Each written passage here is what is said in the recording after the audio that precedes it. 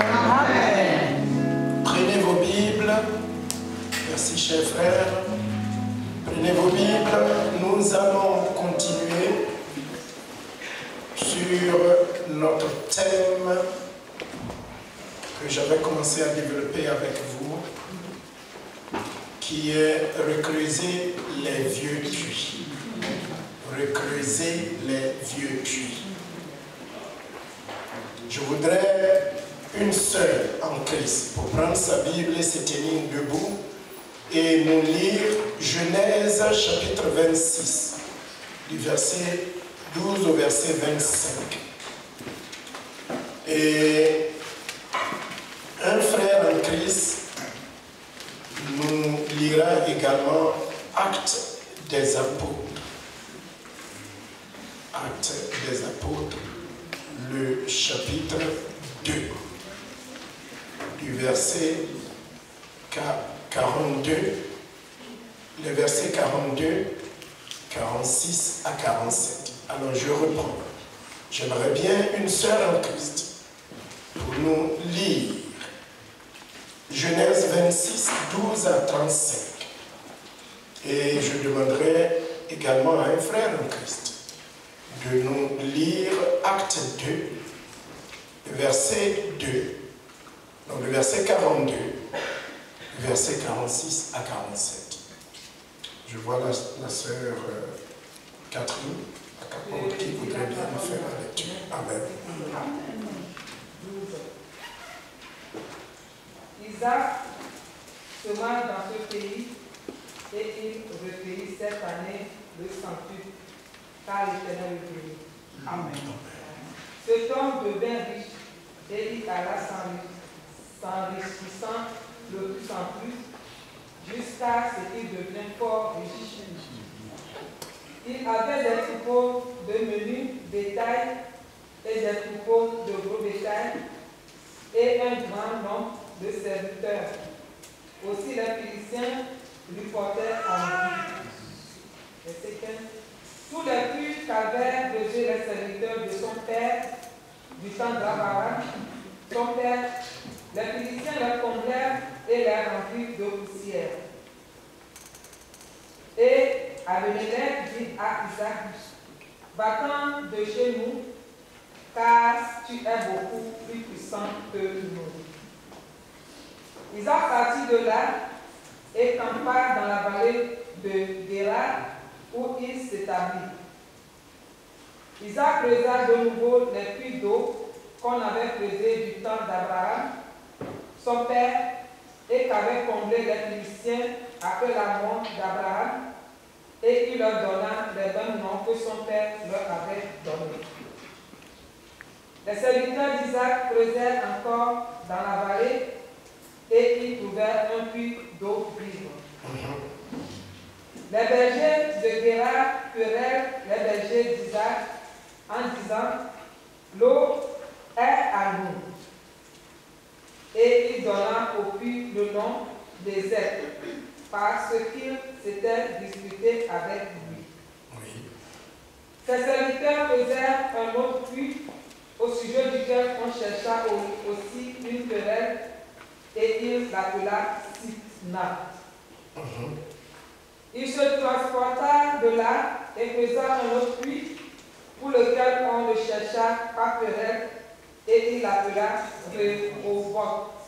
Car, dit-il, l'Éternel nous a maintenant mis au large, et nous prospérons dans le pays. Il remonta de là à Beth-Sheba. L'Éternel lui apparut dans la nuit et dit, je suis le Dieu d'Abraham, ton père, ne crains point, car je suis avec toi. Je te bénirai, je te multiplierai ta postérité à cause d'Abraham, mon serviteur. Amen. Il bâtit là un autel, invoqua le nom de l'Éternel et il dressa sa tente. Et les serviteurs d'Isaac y creusèrent un puits. Et que le peuple de Dieu dise Amen. Amen. Merci beaucoup, ma chère sœur. Est-ce qu'il y a un frère qui est prêt et qui est debout? Je ne le vois pas. Acte 2, le verset 42 et le verset 46 à 47. Acte 2, verset 42. Ils persévérèrent dans l'enseignement des apôtres, dans la communication fraternelle, dans la fraction du pain et dans les prières. La crainte s'emparait de chacun, et il se faisait beaucoup de prodiges et de miracles par les apôtres. Tous ceux qui craignaient étaient dans la... Qui croyaient. Tous ceux qui croyaient. Ah oui. Tous ceux qui croyaient étaient dans le même lieu, et ils avaient tout en commun. Ils vendaient leurs propriétés et leurs biens, et ils en partageaient le produit entre tous, selon les besoins de chacun. Ils étaient chaque jour, tous ensemble, assidus au temple. Ils rompaient le pain dans les maisons et prenaient leur nourriture avec joie et simplicité de cœur. Louant Dieu et trouvant grâce auprès de tout le peuple, louant Dieu et trouvant grâce auprès de tout le peuple.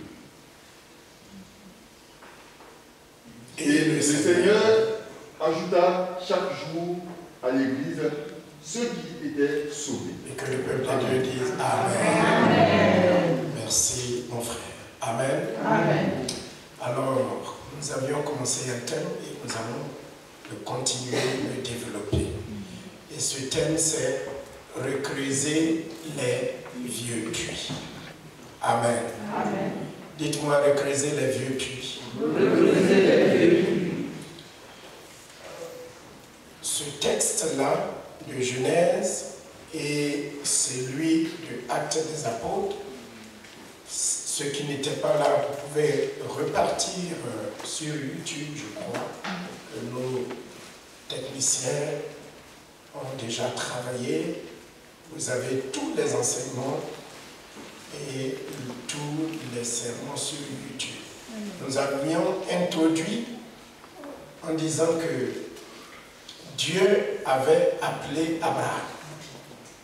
Il l'avait choisi et il a traité une alliance avec Abraham. Et il a dit à Abraham de quitter sa patrie, la terre de ses ancêtres, et d'aller dans le pays que lui, Dieu, montrera à Abraham. Et si Abraham obéissait, lui, Dieu, il le bénirait et il ferait de lui une source de bénédiction. Après avoir traîné un tout petit peu, Abraham a fini par obéir. Il est allé et Dieu a fait sa part des choses. Dieu l'a béni. Et comme Dieu a béni Abraham, Dieu a béni Abraham spirituellement. Il a béni physiquement. Il a béni matériellement. Et nous avions vu dans le message précédent que Abraham était agriculteur et il était aussi éleveur d'animaux. Il avait du gros et du menu bétail. Il était prospère à tous égards. Amen. Parce que Dieu le bénissait. Amen. Et pour le développement de sa vie, la vie de ses animaux, l'entretien de ses champs, Abraham avait creusé des puits, n'est-ce pas? Amen. Nous connaissons l'importance de l'eau. Il a creusé des puits et à chacun de ces puits-là, il avait donné des noms. Et de l'eau vive coulait de ces puits pour que lui, Abraham, et sa famille, ils trouvent à boire, à manger, à vivre et à être pleinement dans le dessein, dans le plan de Dieu pour eux. Et ils nourrissaient leurs animaux, ils entretenaient leurs champs avec cette eau vive qui coulait des puits. Mais comme toujours, chaque fois que Dieu est avec vous, d'ailleurs Dieu est avec vous tous les jours, jusqu'à la fin des temps, et son plan, son projet pour vous, ce n'est pas de vous détruire, mais c'est de vous bénir. Amen. Et vous le savez, mais je me dois de vous le dire. Si Dieu est pour vous, il y a toujours l'ennemi qui est contre vous. Mais qu'il soit contre vous ou pas, Dieu est pour vous. Amen. Et il sera avec vous tous les jours jusqu'à la fin des temps. Et la bénédiction d'Abraham a suscité la jalousie et la colère des Philistins. Qu'est-ce qu'ils ont fait? Eh bien, ils sont venus et la source de bénédiction d'Abraham, c'était quoi? Ces puits. L'eau qui sortait de ces puits. Donc, quand Abraham est mort, après avoir vieilli et été rassasié du nombre d'années de vie, la première chose que les Philistins ont fait, ce n'est pas d'aller tuer les animaux d'Abraham, d'aller brûler ses champs, mais ils sont allés attaquer directement la source de bénédiction d'Abraham. Amen. Amen. Qu'est-ce qu'ils ont fait? Effectivement, les puits qu'Abraham avait creusés, desquels il trouvait l'eau, laquelle eau était source de sa bénédiction. Ils ont pris des terres, de la terre, de la poussière, de la boue, et ils ont fermé tous les puits qu'Abraham avait creusés. Vous voyez comment l'ennemi est acharné contre les enfants de Dieu et leur bénédiction. Mais quoi qu'il fasse, il est vaincu. Amen. Eh bien, quand Abraham est mort, son fils Isaac a hérité de lui. Et je raconte tout ceci pour montrer que nous aussi, nous sommes des héritiers de Dieu. Amen. En croyant en Jésus-Christ, Dieu a fait de nous des héritiers et des co-héritiers de Dieu. Donc, quand Isaac a grandi, lui aussi, il a marché exactement sur les traces de son père. Il est venu s'installer sur les traces de son père. Il n'a pas voulu que l'héritage de son père disparaisse. Il n'a pas voulu que les ennemis se lèvent, qu'ils fassent quelque chose et qu'ils se mettent à pleurnicher et dire c'est fini. Mais il est retourné sur les traces de son père. Et il a pris les terrains de son père. Et lui aussi, il est devenu agriculteur et éleveur. Et la lecture que notre tata vient de nous faire dit que quand il a commencé à cultiver, l'Éternel le bénit et il devint riche. Cette année-là, il récolta au centuple. Amen. Amen. Que Dieu vous bénisse. Amen. Qu'il bénisse le travail de votre main. Qu'il bénisse les fruits de vos entrailles. Amen. Et que Dieu vous prospère. Amen. Je n'arrêterai jamais de vous bénir. Amen. Que Dieu vous bénisse. Qu'il bénisse vos allées et retours. Qu'il bénisse votre maison. Qu'il bénisse votre cruche. Vos allées et retours soient bénis. Dieu a béni Isaac. Et il sema cette année dans le pays. Et il récolta au centuple. Parce que Dieu le bénit. Et nous avons l'habitude de dire que c'est la bénédiction de Dieu qui rend l'homme riche. Et cette bénédiction n'est suivie d'aucun chagrin. Il ne s'est pas arrêté là. Il a récolté au centuple. Et il a marché dans les traces de son père. Qu'est-ce qu'Abraham a laissé à Isaac? Je vous avais dit, appuyé sur la parole de Dieu, que Abraham est le premier, avant même que la loi n'existe, à aller en guerre contre 5 chefs, 5 rois plus puissants, plus armés que lui. Il allait faire la guerre pour délivrer son fils ou son neveu Lot Et Dieu, dont l'un des noms est l'Éternel des armées, a combattu pour lui, l'a délivré. Il a vaincu les 5 rois et il a pris de nombreux buts parce que Dieu était avec lui. Amen. Quand il revenait de la guerre, chargé de provisions, il a rencontré qui? Melchisédek, qui est le roi de Salem, qui est l'image, le prototype de notre Dieu et de son Fils Jésus-Christ. Et il lui donna la dîme de tout ce qu'il avait. Et ça, c'est un secret que notre père Abraham a transmis à Isaac, que Isaac a transmis à Jacob, que Jacob a transmis à tout Israël. Aujourd'hui, dans le monde entier, sur toute la terre, tous les Juifs, où qu'ils se trouvent, connaissent le secret et la puissance de la dîme. Amen. Et nous aussi, nous sommes des hommes et des femmes qui donnons nos dîmes. Et nous connaissons les secrets. Abraham a transmis ce secret à Isaac et Dieu le prospéra. Et comme toujours, les Philistins étaient jaloux. Les Philistins l'enviaient.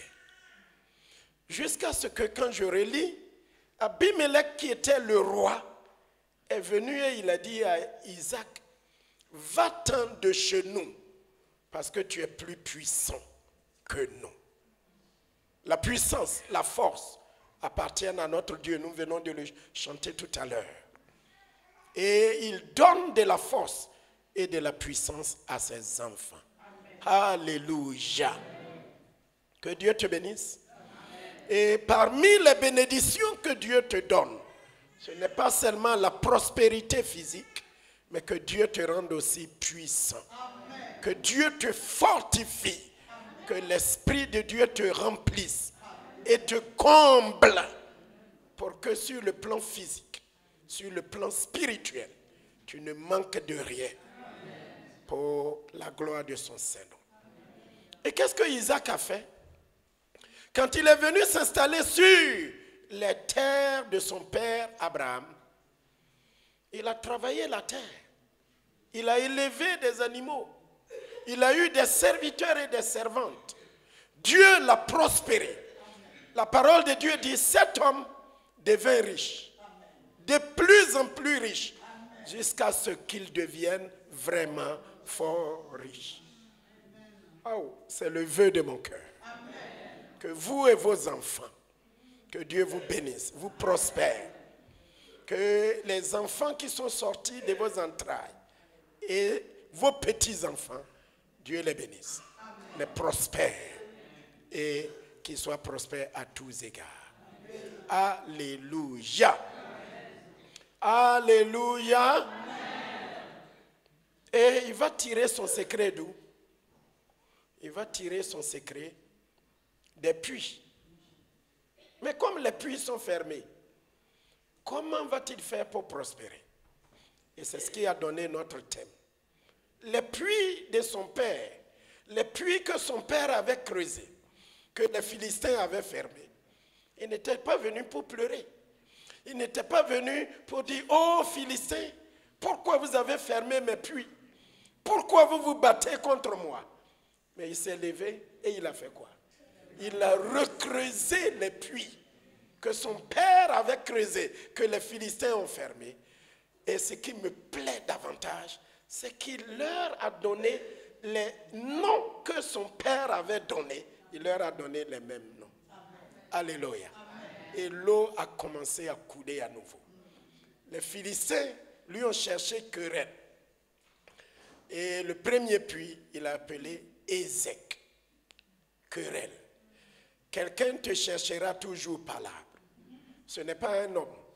Notre combat n'est pas physique, mais il est spirituel. Amen. J'ai enseigné ici sur l'aigle. Il n'aime pas se battre contre le corbeau. Il n'aime pas se battre contre les oiseaux qui viennent l'embêter.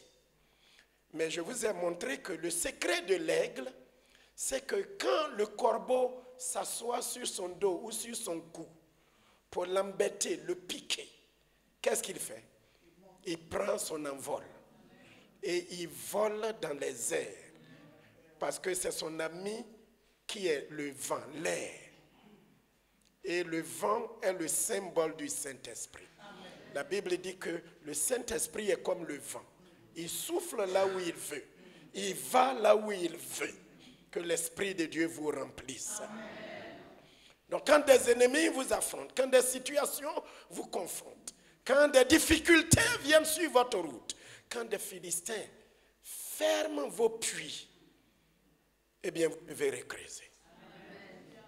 L'aigle s'élève et il va loin, loin, loin, loin dans les airs parce qu'il habite dans l'air. Son ami, c'est l'air. Et l'une de ses forces, c'est le soleil. Je vous l'ai enseigné ici. David dit dans l'un des psaumes, l'Éternel est mon salut et ma lumière. De qui aurais-je crainte? Alléluia.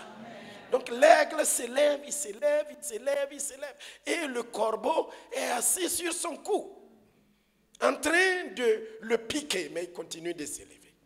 L'aigle ne se bat pas contre le corbeau. Il s'élève et il va loin. Et quand il allait jusqu'à une certaine hauteur et qu'il continue de s'élever, qu'est-ce qui arrive au corbeau? Le corbeau n'a plus de souffle. Il n'a plus d'oxygène. Et il tombe tout seul. J'ai cru que quelqu'un allait dire Amen. Alléluia. Amen. Amen. Donc, qu'est-ce que Isaac a fait? Quand les Philistins sont venus fermer ses puits, il les a recreusés. Et il leur a donné les mêmes noms que son père leur a donnés. Et la Bible dit, de l'eau vive a commencé à couler à nouveau. Jusqu'à ce qu'il continue de creuser, parce que l'eau était vitale. Et il a été prospère. Il est arrivé à un endroit qu'il a appelé Rehoboth. Dites-moi Rehoboth que j'entends. Qui signifie Dieu nous a mis au large. Que Dieu vous mette au large. Et quand nous venons dans Actes, je vais conclure tout à l'heure. Chaque fois, je ne vais pas loin. Je prends un peu et puis je conclue. Je prends un peu et je conclue. Donc quand nous venons dans le livre des Actes, nous avons vu que ces puits spirituels que nos parents nous ont laissés, c'est la prière. L'un de ces puits, c'est la prière. L'Église est née dans la prière. Et c'est de la prière que l'eau vive coule. La prière est une source de bénédiction. Vous avez entendu la lecture de notre frère. Il persévérait dans l'enseignement des apôtres, dans la communion fraternelle, dans la fraction du pain et dans les prières. Ô Église de Jésus-Christ, la prière est un puits. Et ce puits-là, l'ennemi veut le fermer par la paresse, la nourriture, le manque de prière. Mais nous devons nous lever comme un seul homme et persévérer dans la prière. La prière, c'est la vie du chrétien. La prière, c'est le souffle du chrétien. C'est de la prière que nous tirons notre force. Et j'ai montré que toute la vie de notre Seigneur Jésus-Christ était une vie de prière. Si tu ne pries pas, reprends ton bâton de pèlerin et mets-toi à prier. Prions toutes sortes de prières, de supplications, d'adoration, d'intercession, de recherche de la face du Seigneur. Parce que Jésus-Christ, qui nous a sauvés, lui-même est un homme de prière. Dans son ministère terrestre, il a commencé par la prière. Il a fini son ministère terrestre sur la croix en continuant de prier. Il priait même pour ses ennemis. Et il disait, Père, pardonne-leur, car ils ne savent pas ce qu'ils font.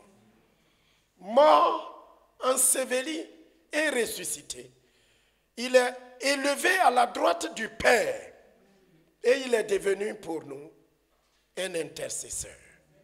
Hébreux 7, verset 25. Eh bien, aujourd'hui, je voudrais ajouter quelques petites choses et nous allons passer à table et rentrer chez nous. Jésus est un homme de prière. L'église doit être une église de prière.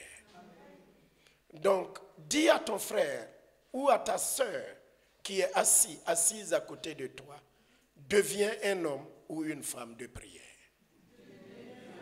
Regarde son visage et dis-le lui. Deviens un homme, deviens une femme de prière. Lève-toi dans la prière. Fais tes combats et remporte tes victoires par la prière. Lève-toi comme l'aigle, s'élève et va vers le soleil. Et va dans le vent. Lève-toi aussi dans la prière. Remporte tes combats dans la prière. Aujourd'hui, je voudrais ajouter que par la prière, nous obtenons la miséricorde, la grâce, et nous sommes secourus dans nos besoins. Par la prière, nous obtenons la miséricorde. Par la prière, nous obtenons la miséricorde. Qu'est-ce que c'est que la miséricorde? La miséricorde, c'est quand un homme a fauté et qu'il mérite une punition. Et qu'on vient, par cette grâce qu'on appelle la miséricorde, la punition que la personne mérite, au lieu de lui donner la punition, on le gracie. On n'impute pas à cette personne ce que son péché mérite. On appelle ça la miséricorde. Je l'ai définie comme une corde d'amour tendue dans notre misère. La miséricorde, c'est une corde d'amour que Dieu tend dans notre misère. Quand nous avons péché et que Dieu doit nous punir, eh bien, il multiplie son amour envers nous et il nous fait grâce. On appelle ça la miséricorde. Eh bien, par la prière, nous obtenons la miséricorde de Dieu.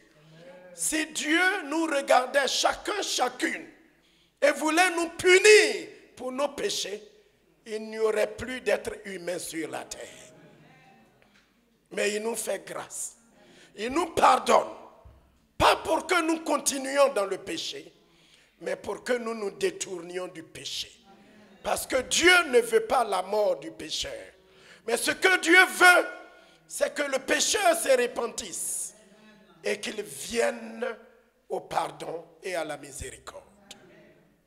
Par la prière, nous obtenons la miséricorde. Nous obtenons la grâce. Qu'est-ce que c'est que la grâce? La grâce, c'est quelque chose que tu ne mérites pas, que Dieu fait venir sur toi. Je dis que la miséricorde, c'est la punition que tu mérites, que Dieu ne te donne pas. Alors que la grâce, c'est la faveur, c'est la bonté. C'est une bénédiction que tu ne mérites pas du tout et que Dieu t'apporte. La grâce, c'est aussi la capacité de Dieu, la puissance de Dieu qui te rend capable de faire des choses que tu n'aurais jamais pu faire de ta propre capacité. Cet après-midi, que Dieu vous rende capable et qu'il vous accorde sa grâce. Donc quand nous prions, nous obtenons quoi? La miséricorde, le pardon de Dieu, la pitié de Dieu. Nous obtenons la grâce. C'est pour cela que je vous appelle à prier. Je vous invite à prier comme vous le faites déjà. Que nous amplifions notre vie de prière. Des choses que nous n'aurions jamais pu avoir. Là où nous ne pourrions jamais arriver de nous-mêmes, de nos moyens. Là où nos parents n'auraient jamais pu nous amener, la grâce de Dieu peut nous amener là-bas. Mais cette grâce-là s'amplifie lorsque nous prions. Donc quand nous prions, nous obtenons la miséricorde, nous obtenons la grâce et troisièmement, nous sommes secourus dans nos besoins. Quand nous prions, nous obtenons le secours de Dieu. Donc nous obtenons la miséricorde, la grâce et le secours. Où est-ce que j'ai tiré tout cela? Dans Hébreux, le chapitre 4, le verset 16. Hébreux 4, verset 16. Si l'un de vous trouve avant moi, il ou elle peut lire. Hébreux 4, verset 16. Hébreux 4, verset 16. Oui.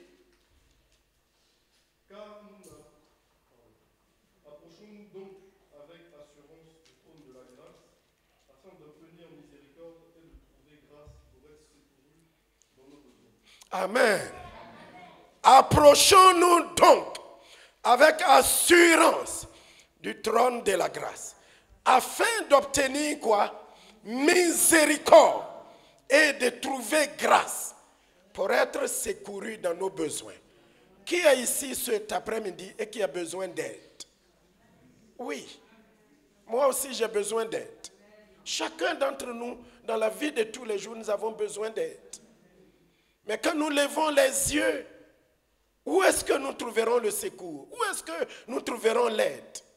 L'aide de l'homme est limitée. L'aide de l'homme est éphémère. Même la personne qui veut t'aider, qui a une bonne volonté et qui veut t'aider, est aussi limitée. Elle-même, elle a des besoins. Et elle te dira, oh ma soeur, oh mon frère, si tu étais venu hier, j'aurais pu t'aider. Mais tu es arrivé aujourd'hui, je suis désolé. J'ai envie de t'aider, mais parce que tu n'es pas arrivé à l'heure, c'est fini. Mais nous pouvons obtenir l'aide de la part de quelqu'un. L'aide auprès de Dieu. Le secours auprès de Dieu. C'est ici que je vais m'arrêter aujourd'hui parce qu'il y a la scène. Nous allons prier et aller à la scène et terminer ce culte. Mais chacun d'entre nous a besoin de secours. Chacun d'entre nous a besoin d'aide. Chacun d'entre nous a besoin de quelqu'un pour l'aider. Et ce quelqu'un, c'est notre Dieu. Il est un secours qui ne manque pas dans la détresse. Il est un secours qui est toujours là. Il a les bras ouverts, il a les bras chargés. Mais comment obtenons-nous ce secours? Par la prière. Donc nous devons recreuser ce puits et dire à Dieu au secours. Dieu, viens à mon aide. Dieu, viens m'assister. Dieu, viens m'aider. Dieu, le parcours est devenu difficile. La route est difficile. J'ai des difficultés dans ma vie morale. J'ai des difficultés dans ma vie spirituelle. Ma foi prend des coups. Ma vie sociale prend des coups. Mon secours vient de toi. Et quand nous crions à lui, il n'est pas comme un médecin dont l'agenda est rempli et qui dira, je pourrais te recevoir dans 3 mois. Ou bien cette opération est possible dans 6 mois. Et entre maintenant où tu souffres et dans 6 mois, oui, une sœur a répondu, tu vas crever. Mais nous avons un Dieu qui est un secours, qui est là au moment où nous avons besoin de lui. Donc la balle est dans ton camp, de crier à lui. J'ai besoin de ta grâce. J'ai besoin de ton secours. J'ai besoin de ton assistance. Je n'en peux plus. Aide-moi. C'est pourquoi Dieu a destiné la prière. Du coup, quand tu ne pries pas, tu te prives de la grâce. Tu te prives du secours. Tu te prives de l'aide que tu dois avoir. Je vous exhorte à être des hommes et des femmes de prière. Reste assis puisque nous allons nous lever tout à l'heure et dis quelque chose à Dieu. Dis-lui, tu es mon aide, tu es mon secours, Tu es mon appui. Prions ensemble. Tu es celui qui peut m'aider, me secourir.